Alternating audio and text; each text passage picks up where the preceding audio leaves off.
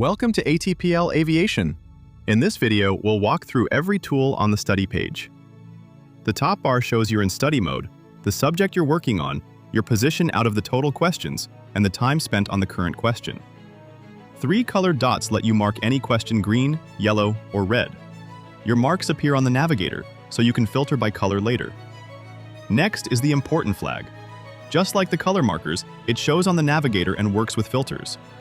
The icon excludes a question, so once exclusions are enabled, it won't be shown to you again. If something looks wrong with a question, use Send for Review. Pick the issue type, describe the problem, and submit it.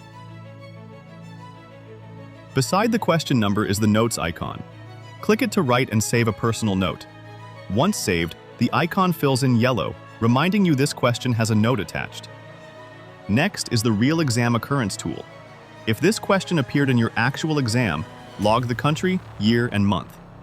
An Exam +1 tag then appears next to the question, confirming it as a real exam question. The Explanation tab breaks down why the correct answer is right, with key phrases highlighted and references included. And the Comments tab lets you discuss any question with other students. Master the study page and study smarter at atplaviation.com.